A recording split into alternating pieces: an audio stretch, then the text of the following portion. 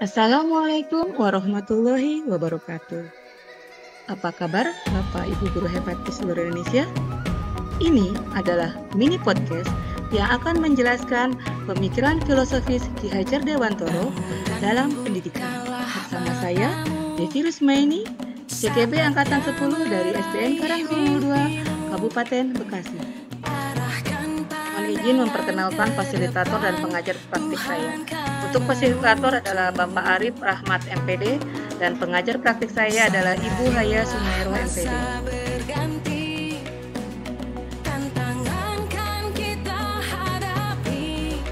Ki Hajar Dewantara, seorang pelopor pendidikan kaum pribumi pada masa kolonial, seorang aktivis pergerakan kemerdekaan, dan seorang politisi.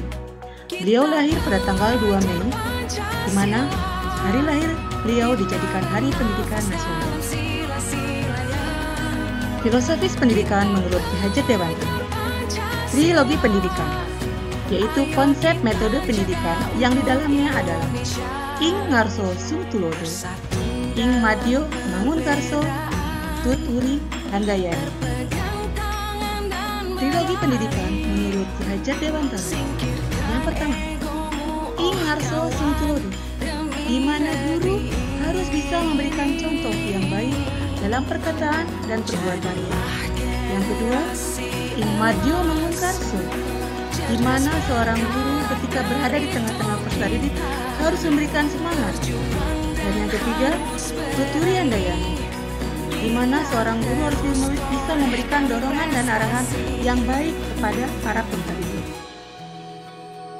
Filosofis pendidikan yang selanjutnya menurut Ki Hajar Dewantara adalah konsep trikon. Dalam proses pendidikannya yaitu kontinu, konvergen, dan konsentris. Di mana kontinu adalah pembelajaran atau pengembangan yang dilakukan dengan secara terus-menerus dan selalu berkesinambungan. Hal tersebut didasari dengan kesadaran bahwa segala sesuatunya, khususnya prestasi pendidikan, tidak dapat dicapai secara instan atau secara tiba-tiba. Yang kedua adalah konvergen, adalah di mana sebuah proses pengembangan pendidikan yang dilakukan dengan cara mengambil sumber lain yang sesuai dengan kebutuhan dan potensi diri sendiri. Dan yang ketiga adalah konsentris, yaitu pengembangan pendidikan yang disesuaikan dengan kultur budaya bangsa sendiri agar proses belajar menjadi lebih efektif.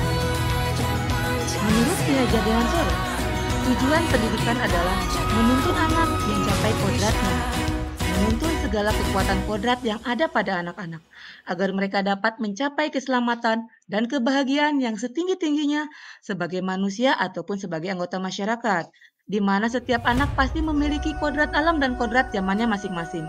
Dalam proses menuntun, anak diberikan kebebasan, namun kita sebagai pendidik dan sebagai pamong harus dapat memberikan tuntunan dan arahan agar anak tidak kehilangan arah dan membahagiakan dirinya.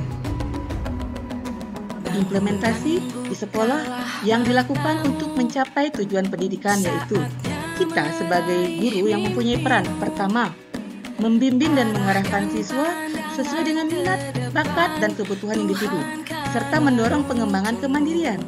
Yang kedua, mendidik dengan menyampaikan pengetahuan kognitif, membentuk karakter afektif yang berbudi pekerti, mengembangkan keterampilan psikomotorik untuk menciptakan lingkungan belajar yang kondusif dan menyenangkan. Yang ketiga, merencanakan pembelajaran dengan strategi dan metode beragam yang sesuai dengan kebutuhan siswa, mengaitkan materi pembelajaran dengan konteks alam dan situasi zaman yang relevan. Yang keempat, berpartisipasi aktif dalam kegiatan diskusi baik dengan kepala sekolah ataupun dengan rekan sejawat. Yang kelima, selalu terlibat dalam kegiatan KKG diseminasi kurikulum merdeka terkait dengan profil pelajar Pancasila. Yang terakhir, berkolaborasi dalam tim untuk berbagai kegiatan ekstrakurikuler yang ada di sekolah kita masing-masing.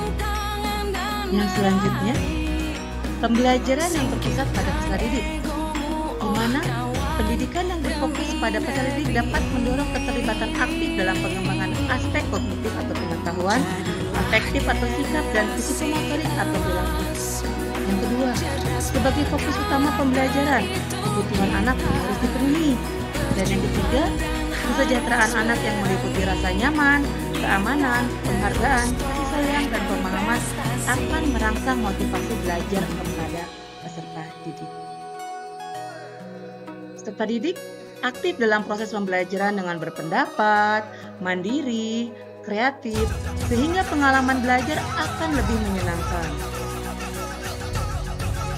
Pembelajaran yang berpusat kepada peserta didik adalah ketika proses belajarnya, peserta didik akan menjadi lebih aktif.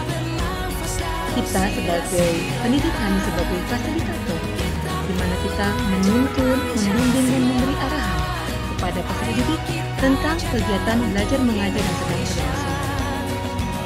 Dengan pembelajaran yang menyenangkan, diharapkan para peserta didik dapat membuat karya sehingga mereka menjadi bangga akan prestasi yang telah mereka dapat. Implementasi di sekolah bertujuan mencapai tujuan pendidikan dengan menerapkan pembiasaan baik dan menanamkan budi pekerti, seperti membiasakan anak-anak untuk bersedekah dan berbagi, sehingga mereka memiliki rasa empati yang tinggi untuk berbagi kepada teman-teman. Adapun tantangan dan solusi dari penerapan pemikiran Ki Hajar Dewantara yang saya hadapi adalah: pertama, tantangan yang saya hadapi, kurangnya minat belajar pada anak menyulitkan pelaksanaan pembelajaran sesuai dengan prinsip-prinsip alam dan tuntutan zaman. Sedangkan solusi yang saya dapatkan dari pembelajaran saya di lapangan adalah memilih metode pembelajaran yang menyenangkan, salah satunya dengan bermain sambil belajar. Dan kita sebagai pendidik harus memahami karakteristik peserta didik yang kita ajar.